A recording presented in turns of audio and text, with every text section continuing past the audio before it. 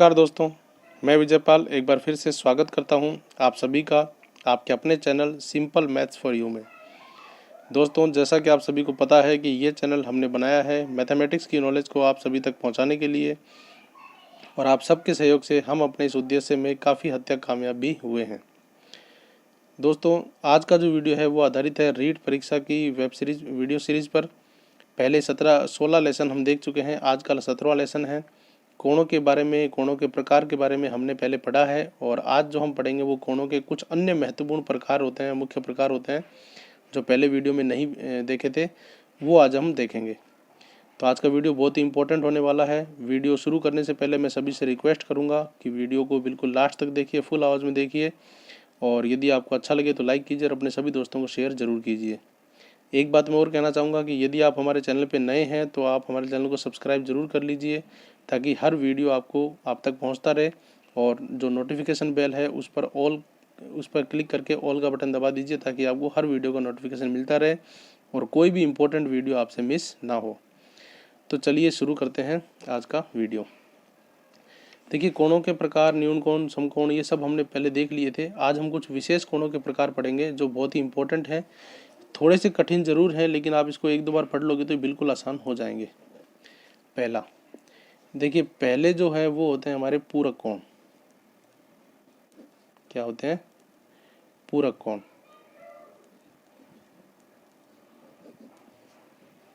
English में इसे बोलते हैं हम सप्लीमेंट्री एंगल्स।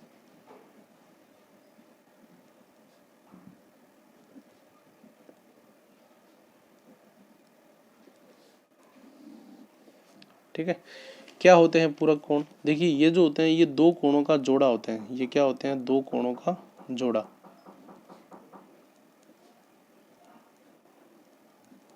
पूरक कोण जो होते हैं वो क्या होते हैं? दो कोणों का जोड़ा होता है। दो कोणों का जोड़ा का मतलब ये दो कोण होते हैं, यानी पूरक कोणों की परिभाषा हम पढ़ सकते हैं कि ऐसे दो कोण जिनका योग 90 डिग्री हो, पूरक कोण कहलाते हैं। पूरक कोण कहलाते हैं।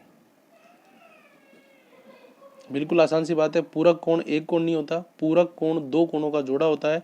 यानी ऐसे दो कोण जिनका योग, इन दोनों को जोड़ने पर यदि आपके 90 डिग्री आए तो उसे हम क्या बोलते हैं? पूरक कोण कहते हैं। जैसे एक कोण मैंने लिया 45 डिग्री का और दूसरा भी है 45 का। जब आप इन दोनों को जोड़ोगे तो योग कितना आएगा? 90 डिग्री। तो ये कोण आपके क्या कहलाएंगे? पूरक कोण कहलाएंगे। ठीक है। या हम यूँ देख सकते हैं कि एक कोण 30 डिग्री का है, दूसरा 60 डिग्री का है, तो जब इनको हम जोड़ेंगे तो कितना आएगा? योग 90। तो इस प्रकार ये क्या कहलाएंगे? पूरक कोण कहलाएंगे। यानी पूरक कोण कोणों का जोड़ा होता है। ऐसे कोण जिनका योग 90 डिग्री हो उसे हम क्या कहलाते हैं? पूरक कोण कहलाते हैं। ठीक है, बहुत ही इंपॉर्टेंट है, बार बार मैथमेटिक्स में काम आएगा, तो आप इसे जरूर ध्यान रखिए। ठीक है, अब देखते हैं दूसरे प्रकार का जो कोण है वो है समपूरक कोण। क्या है? समपूरक कोण। समपूरक कोण को बोलते हैं कप्लीमेंट्री एंगल्स।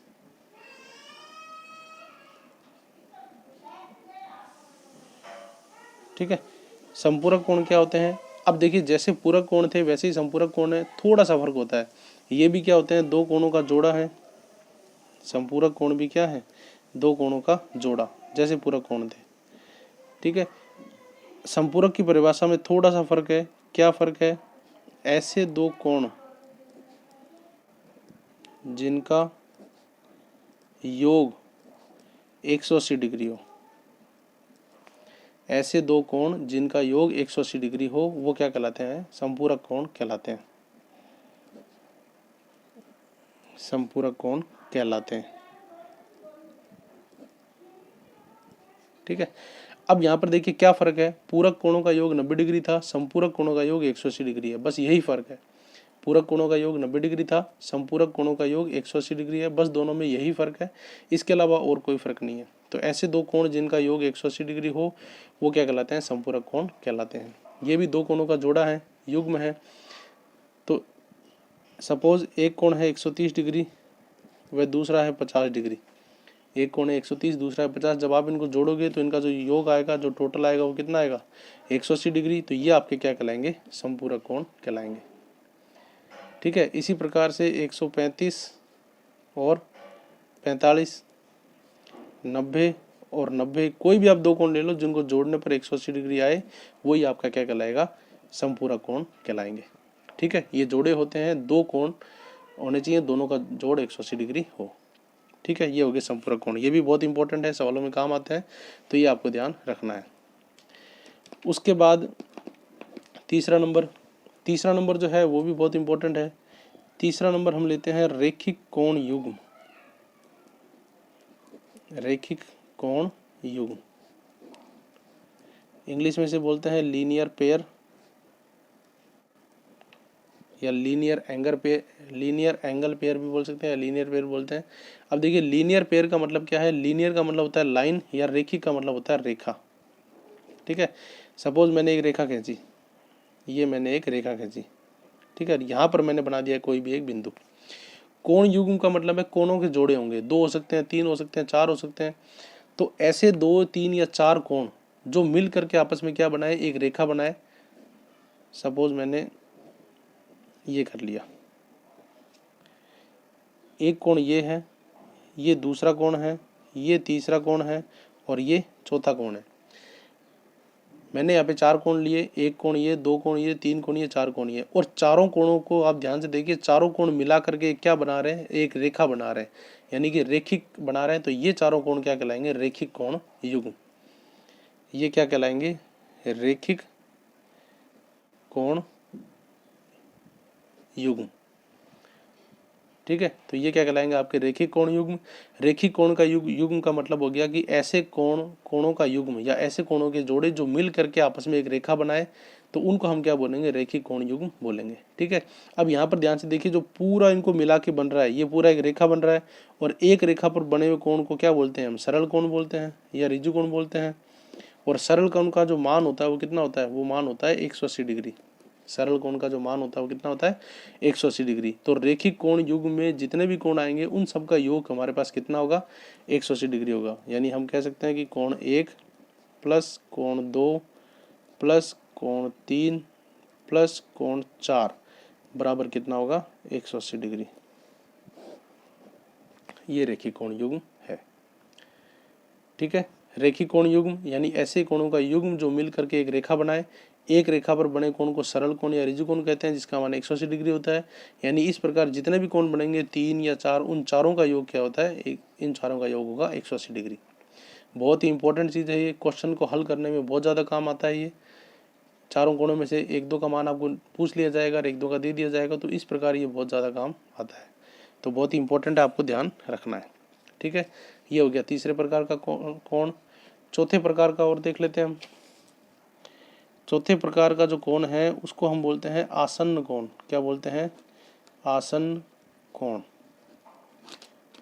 इंग्लिश में इसे बोलते हैं एडजेसेंट एंगल। क्या बोलते हैं, एडजेसेंट एंगल। देखिए, आसन्न कोण जो होता है, आसन्न कोण बहुत इंपॉर्टेंट है। इसमें कई बार कन्फ्यूजन भी होता है। आज आप ध्यान से देखना वीडियो का, आपका सारा कन्फ्यूजन दूर हो जाएगा। आसन्न कोण जो होता है उसको हम बोलते हैं पास पास के कोण। आसन्न कोण को हम क्या बोलते हैं, पास पास के कोण।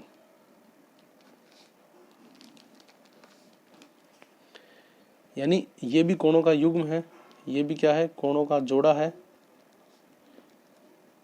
दो कोणों का जोड़ा है। क्या है, दो कोणों का जोड़ा। यानी ऐसे दो कोण जो पास पास हों वो क्या कहलाते हैं, आसन्न कोण कहलाते हैं। अब पास पास का मतलब क्या हुआ, पास पास का मतलब ये नहीं कि उन दोनों को पास रख दो। पास का मतलब होता है कि देखिए, एक कोण जब हम बनाते हैं, एक कोण जब हम बनाते हैं तो उसके अंदर क्या होता है, एक शीर्ष होता है और दो भुजाएं या किरणें होती हैं। ये और ये क्या होती हैं, दो किरणें होती हैं एक कोण के अंदर। एक कोण के अंदर क्या होती हैं, दो किरणें होती हैं, या इसे हम भुजा भी बोल सकते हैं। जब कोई आकृति बनी हुई आती है तो उसमें हम किरणें ना लेकर के क्या लेते हैं, भुजा लेते हैं।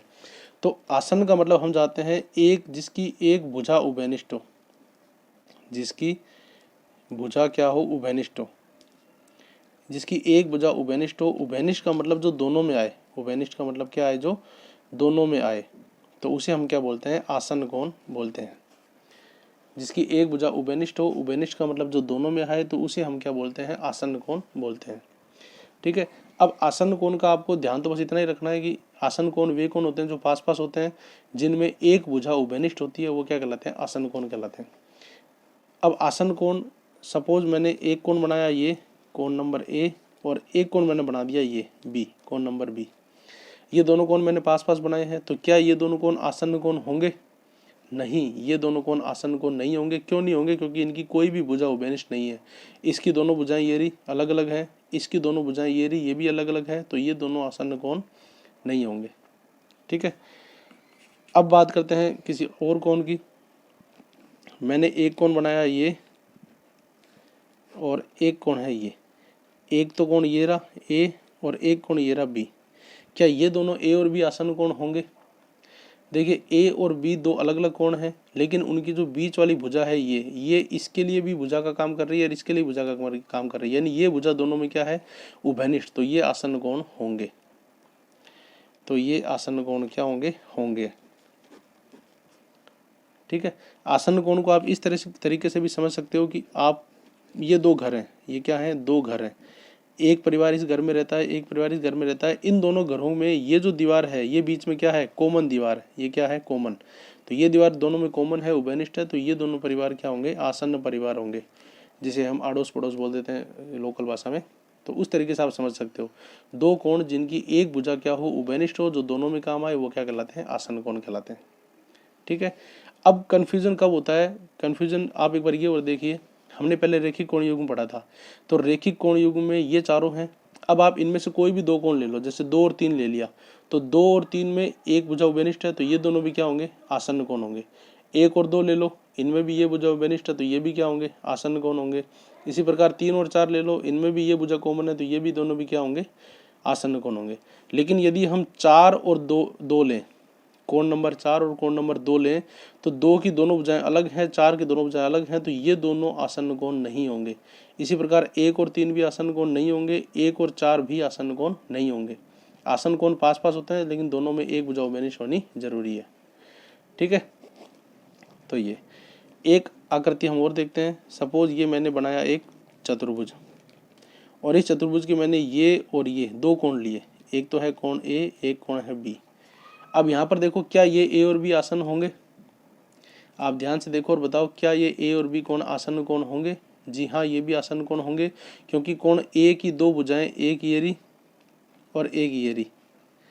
बी की दो भुजाएं, एक ये रही और एक ये रही। अब जो ये वाली भुजा है, ये दोनों में उभयनिष्ठ है। जो बीच वाली भुजा है, वो दोनों में क्या है, उभयनिष्ठ। तो इसका मतलब ये ए और बी भी आसन्न कोण होंगे।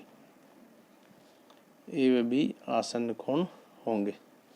यदि मैं इसको नाम दूं सी, इस कोण को नाम दूं सी, अब क्या ए और सी आसन्न कोण होंगे? नहीं, ए और सी आसन्न कोण नहीं होंगे, क्योंकि ए बिल्कुल अलग है, दोनों भुजाएं अलग है, सी बिल्कुल अलग है, इसकी दोनों भुजाएं अलग है। तो ए व सी जो है वो आसन्न कोण नहीं होंगे।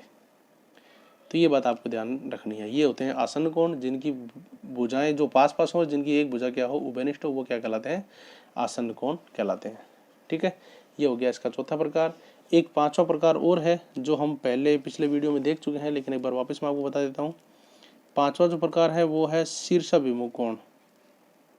क्या है, शीर्षाभिमुख कोण।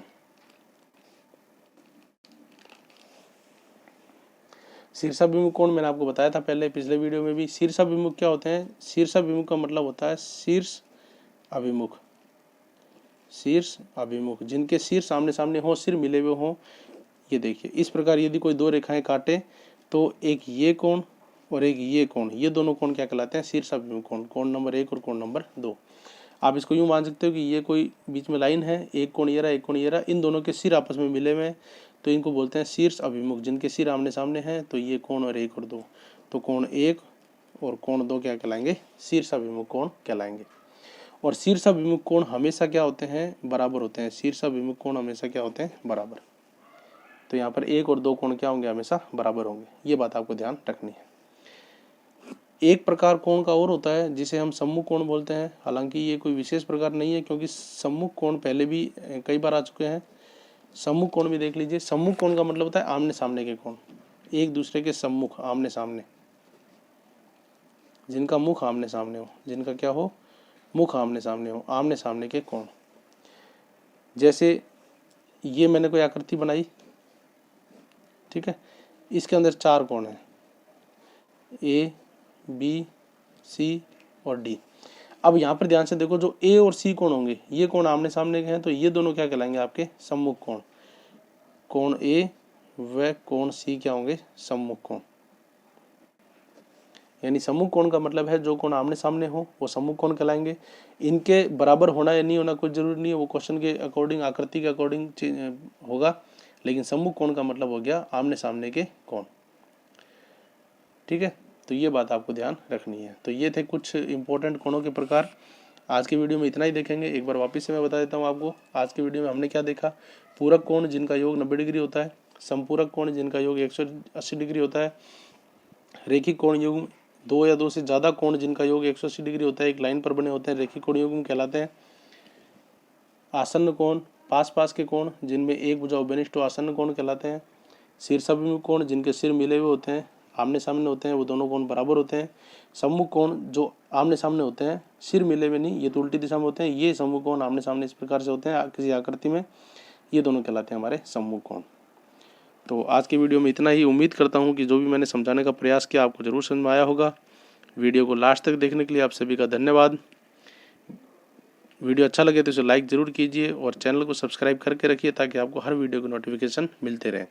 और इस वीडियो को अपने सभी दोस्तों को, जानकार को, गणित पढ़ने वाले सब विद्यार्थियों को भेज दीजिए ताकि वो भी इसका फ़ायदा उठा सकें। धन्यवाद।